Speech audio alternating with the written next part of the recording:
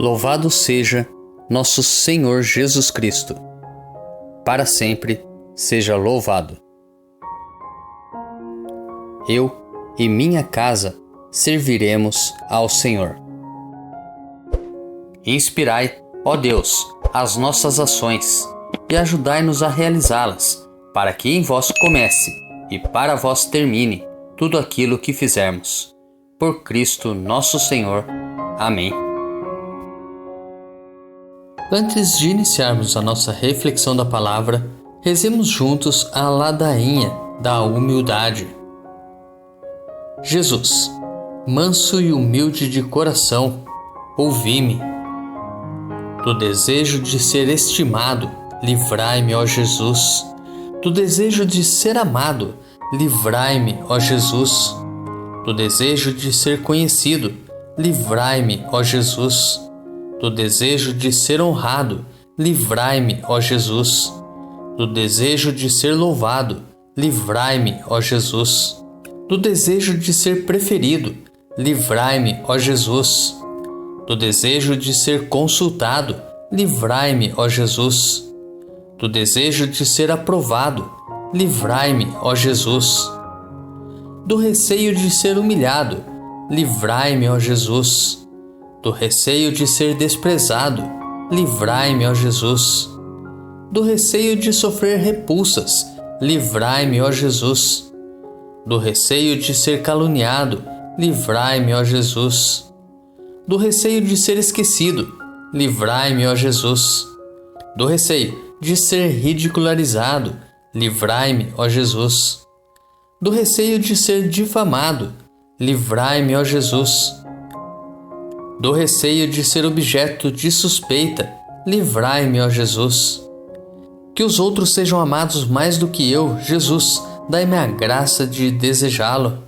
Que os outros sejam estimados mais do que eu, que os outros possam elevar-se na opinião do mundo e que eu possa ser diminuído. Que os outros possam ser escolhidos e eu posto de lado.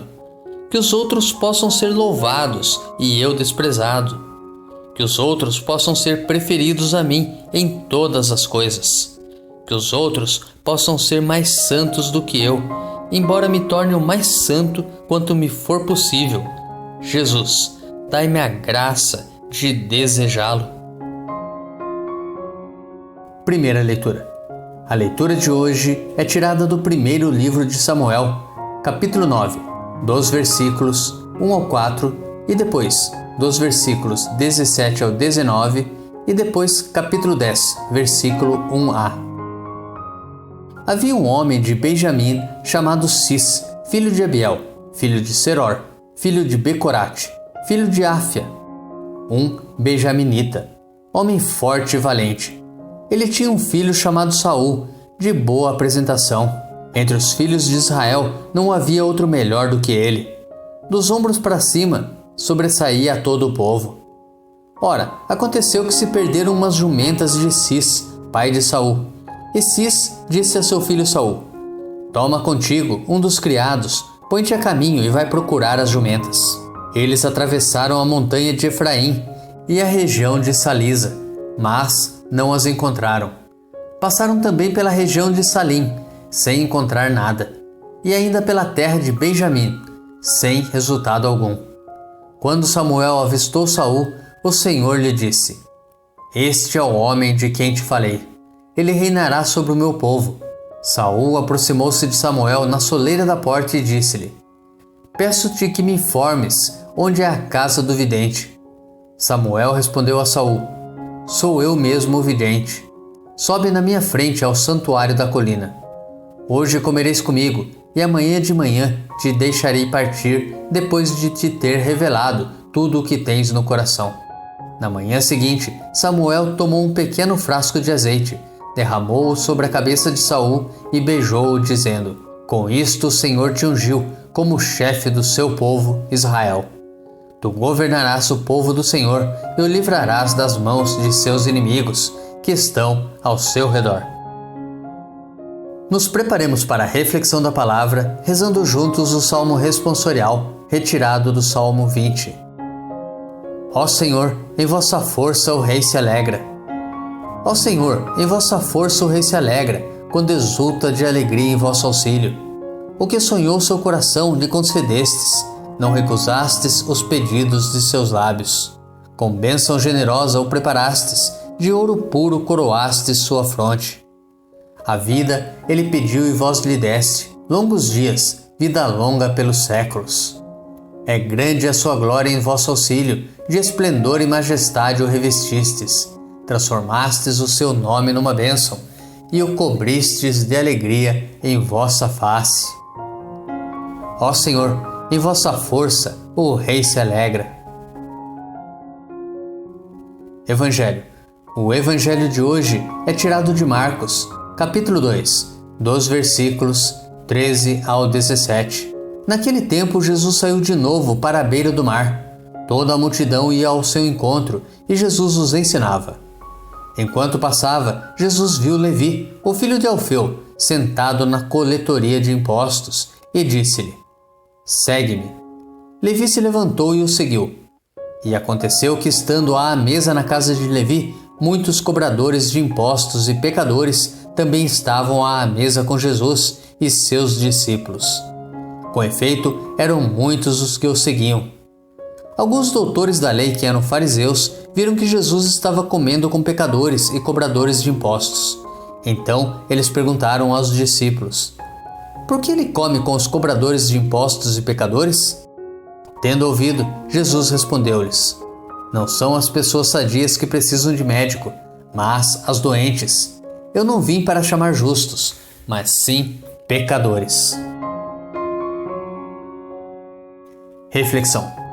No Evangelho, Jesus chama e faz refeição com pecadores e é criticado pelos doutores da lei do partido dos fariseus.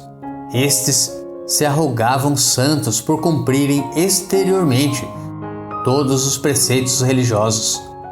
Jesus, passando pela beira do mar, viu Levi e o chamou.